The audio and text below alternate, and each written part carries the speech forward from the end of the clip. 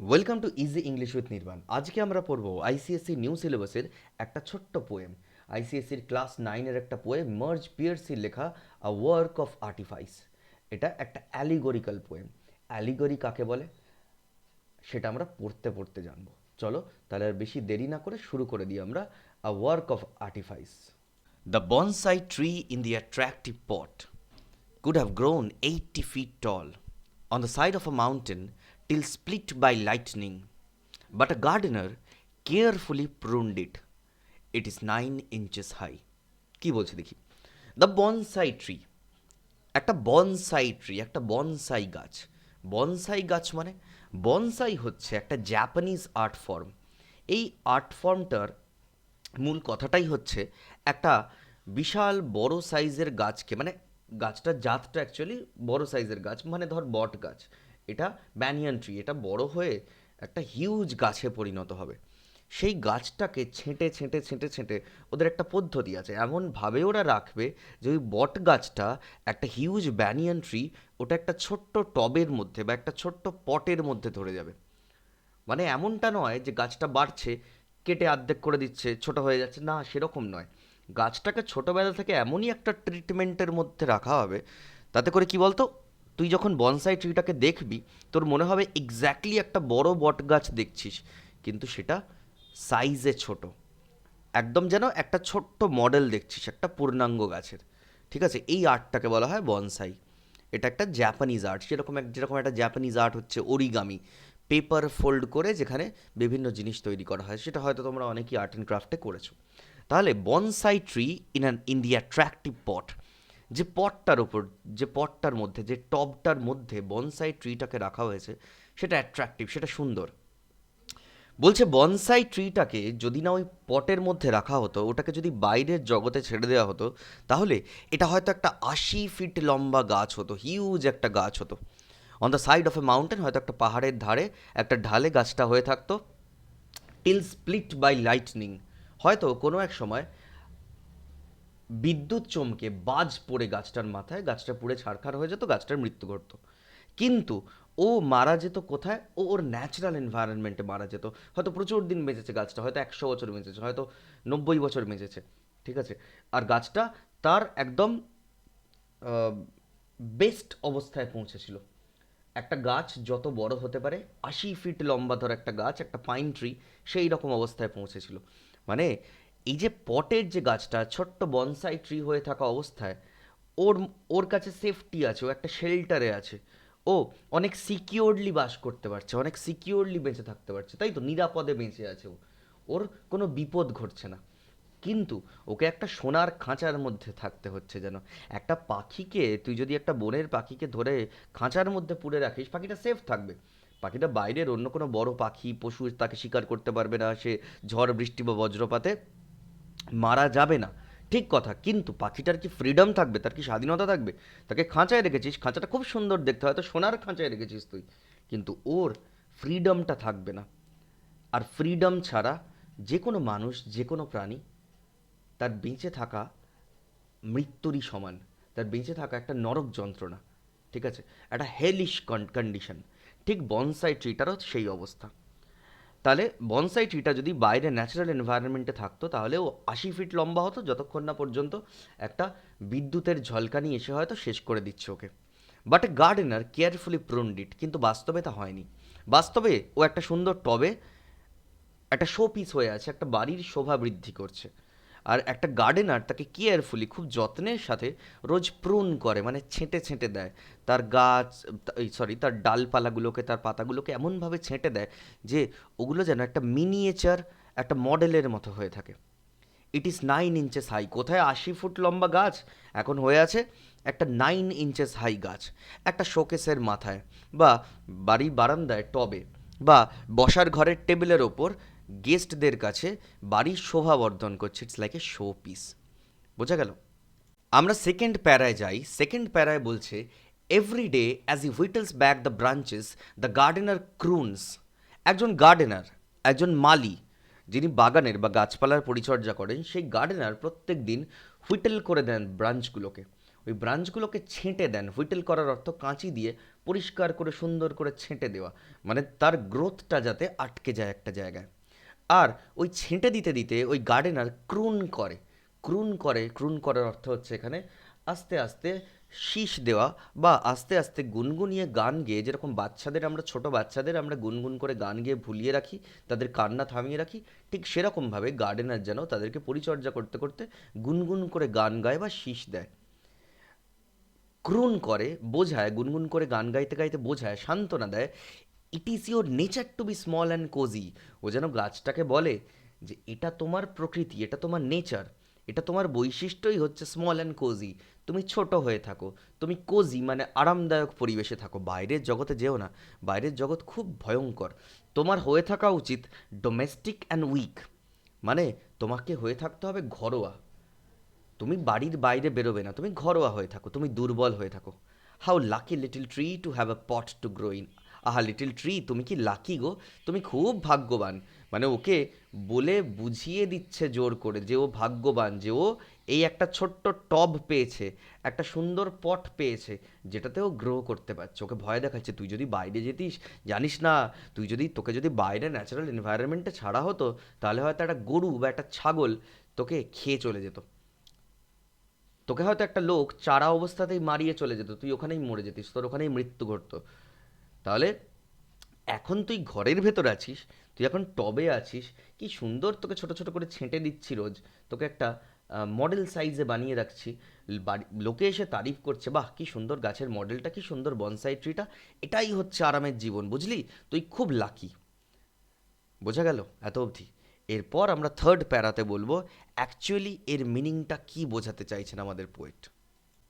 আমরা থার্ড প্যারা শুরু করার আগে একটা কথা বলে দিই, এটা তোমাদের জানা দরকার, যে বনসাই ট্রিটাকে দেখছো তো, বনসাই ট্রিটাকে ছেঁটে দেওয়া হচ্ছে, সে ন্যাচারাল এনভায়রনমেন্টে যতটা বড় হতে পারতো, যেরকম বাড়তে পারতো, সেই অপরচুনিটিটা তাকে দেওয়া হচ্ছে না। তাকে ঘরের মধ্যে, তাকে ডোমেস্টিক এনভায়রনমেন্টে ছেঁটে ছোট একটা মডেল করে রাখা হয়েছে, একটা গাছ যেটা আকাশ ছোঁয়া গাছ হতে পারতো, যেটা দুর্দান্ত একটা বড় মহিরুহে পরিণত হতে পারতো, যেটার দিকে লোককে মাথা তুলে দেখতে হতো, হাঁ হয়ে যেত লোকে, কি বিশাল গাছটা, সেটাকে একটা টবের মধ্যে ছোট্ট একটা মডেলের আকারে রাখা হয়েছে। অ্যাকচুয়ালি এই পোয়েমটার মাধ্যমে আমাদের পোয়েট সমাজে, সোসাইটিতে, তার কন্টেম্পোরারি সোসাইটিতে তো বটেই, এমনকি এখনও পর্যন্ত এখনকার দিনেও সোসাইটিতে মেয়েদের কন্ডিশনকে বোঝাতে চেয়েছেন। মেয়েদেরকে ছোটবেলা থেকেই অনেক রকম বাধা নিষেধের মধ্যে থাকতে হয়। একটা মেয়েকে তার বাড়ির লোক বলো বা সোসাইটি বলো, অনেক রকম ঘেরাটোপের মধ্যে রাখে।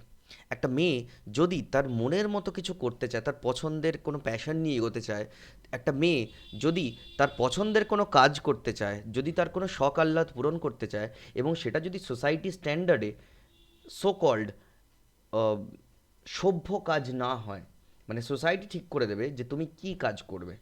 একটা মেয়ে যদি পড়াশোনা করতে চায়, তার বাবা মা যদি মনে করে যে না ঠিক আছে, একটা মেয়ে এত পড়াশোনা করে কি হবে, এত দূরে কলেজ গিয়ে কি হবে, একে তো দুদিন বাদে বিয়ে দিয়ে দেবো, ঠিক আছে, তার ডানা ছেঁটে দেওয়া হয়, ঠিক যেরকম বনসাই ট্রিগুলোকে, গাছগুলোকে ছেঁটে ছেঁটে ছেঁটে ছেঁটে একটা মিনিয়েচার আকার দেওয়া হচ্ছে, একটা মডেলের মতো বানিয়ে রাখা হচ্ছে, ঠিক সোসাইটিতে মেয়েদেরও অবস্থা এরকম। এই ধরনের পোয়েমকে বলা হয় অ্যালিগরি। অ্যালিগরি মানে তোমাকে লিটারালি পোয়েট একটা গল্প বলছেন, যেমন এখানে তিনি বনসাই ট্রি এর গল্প বলছেন, কিন্তু এর তলায় একটা দ্বিতীয় লেয়ার আছে, যে লেয়ারে তিনি বনসাই ট্রি এর মানে বনসাই ট্রিটাকে সামনে রেখে তার পিছনে মেয়েদের দুর্গতির কথা, মেয়েদের মিজারির কথা তুলে ধরছেন। আশা করছি তোমরা বুঝতে পারছো যে কিভাবে বনসাই ট্রিটাকে মেয়েদের দুঃখ কষ্টের সিম্বল হিসেবে ব্যবহার করা হচ্ছে। এবারে আমরা পড়বো থার্ড প্যারাটা। With living creatures one must begin very early to dwarf their growth. এবারে মেয়েদের কথায় আসছেন। এবারে দেখ দেখ বনসাই ট্রি, একটা গাছও তো একটা লিভিং ক্রিয়েচার, তাই না? তো একটা গাছও তো লিভিং থিং, গাছেরও তো প্রাণ আছে, গাছ তো নন লিভিং কোনো অবজেক্ট নয়।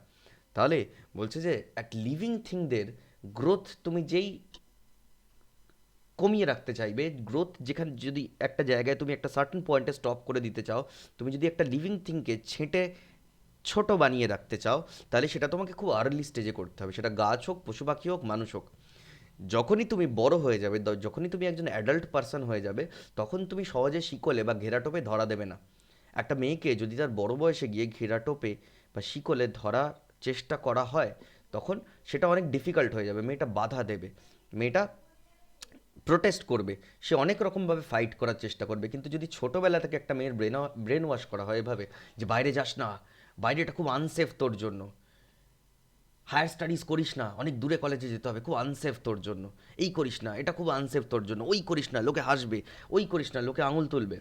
এটা যদি একটা মেয়েকে ছোটোবেলা থেকেই ব্রেন ওয়াশ করার মতো বারংবার তার কানের কাছে বলা হয়, তাহলে মেয়েটাও নিজের মনেও সেটা বিশ্বাস করবে যে আমি একটা মেয়ে, আমার গণ্ডি ওই ঘরের চৌকাটটুকু, এর বাইরে আমি বেরোতে পারবো না। ঠিক একটা বনসাই গাছকে, যেমন একটা চারা গাছকে ছাঁটতে ছাঁটতে সেই বনসাই ট্রিয়ের রূপ দেওয়া হয়, ঠিক তেমনই একটা মেয়েকে ছোটোবেলা থেকে ওই বনসাই ট্রিয়ের মতোই শুধু একটা শো পিস হিসেবে সাজিয়ে রাখা হয়। দ্য বাউন্ড ফিট, একটা মেয়ের পা হতে হবে কীরকম, পা হতে হবে বাঁধা, মানে একটা মেয়ে যেন ঘরের চৌকাঠের বাইরে পা রাখতে না পারে, তার যতটুকু গণ্ডি ততটুকুই যেন তার এবিলিটি, মানে তার এবিলিটি আমরা সেট করে দিচ্ছি, ঘরের বাইরে না। দ্য ক্রিপলড ব্রেন, তার ব্রেনকে ক্রিপল করে দিতে হবে। ক্রিপল করে দেওয়ার অর্থ হচ্ছে, ক্রিপল মানে হচ্ছে পঙ্গু, পঙ্গু করে দেওয়া, ক্রিপল করা। পঙ্গু শুধু হাতে পায়ে হয় না, মানুষের মস্তিষ্ককেও ক্রিপল করে দেওয়া যায়। যদি ছোটবেলা থেকে একটা মেয়েকে ব্রেন ওয়াশ করার মতো বারংবার বলা হয়ে যেতে থাকে যে তুই এটা পারবি না, তুই এটা করবি না, তোকে এটা করা, তোর এটা করা বারণ, এটা করলে লোকে দুও দেবে, ওটা করলে লোকে হাসবে, তাহলে মেয়েটা একটা সময় নিজেও বিশ্বাস করতে শুরু করবে যে এগুলো তার করা উচিত নয়, এগুলোর জন্য সে তৈরি হয়নি। দ্য হেয়ার ইন কার্লার্স, মানে তার হেয়ারকে কার্লি করতে হবে, মানে হেয়ার ইন কার্লার মানে হেয়ারকে কার্লি করার কথাটা তিনি ইউজ করেছেন, এটা একটা বিউটিফিকেশন বুঝিয়েছেন মেয়েদের, যে মেয়েরা হচ্ছে, মেয়েদেরকে সাজিয়ে রাখতে হবে, মেয়েদেরকে জাস্ট একটা বিউটিফুল শো পিস হিসেবে রিপ্রেজেন্ট করতে হবে সোসাইটিতে। মেয়েরা জাস্ট একটা শো পিস, মেয়েরা আর কিছু করবে না, মেয়েরা শুধু সেজে গুজে সুন্দর করে চুল বেঁধে দারুণ করে মেকআপ করে সুন্দর করে ড্রেস পরে শুধু বসে থাকবে শো পিসের মতো। একটা মেয়ে কি মাঠে নেমে কাদা মেখে ফুটবল খেলবে? একটা মেয়ে কিভাবে সে ট্রামে বাসে ঝুলে ছেলেদের মতো অফিস করবে দৌড়ে দৌড়ে? একটা মেয়ে সে কি করে পুলিশ অফিসার হবে? একটা মেয়ে, তার কোনো রকমভাবে কোনো আউটডোর অ্যাক্টিভিটি করার অধিকার নেই, সে হচ্ছে শুধুমাত্র একটা সুন্দর করে সাজিয়ে রাখা শো পিস।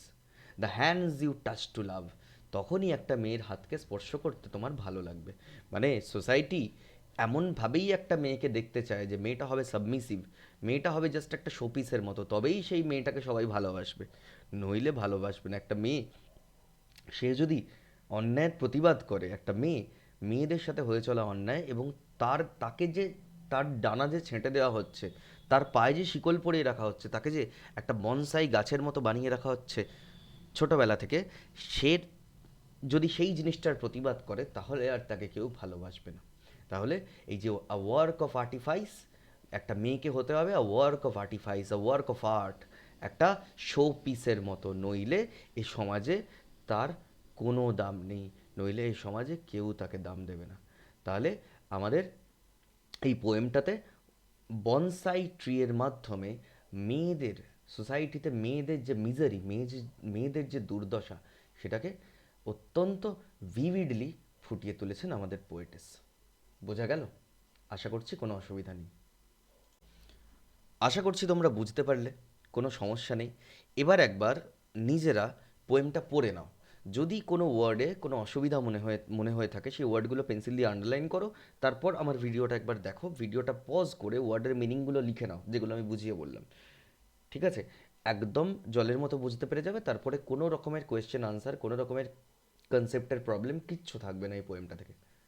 চলো, যদি ভিডিও হেল্পফুল মনে হয়ে থাকে তাহলে অবশ্যই সাবস্ক্রাইব করে দাও আমার চ্যানেলটা, পরবর্তীকালে আরও ইংলিশ লিটারেচার আর ল্যাঙ্গুয়েজের ভিডিও পাবে বলে। চলো টাটা, আজকে এই অবধিই, দেখা হবে পরের ভিডিওতে।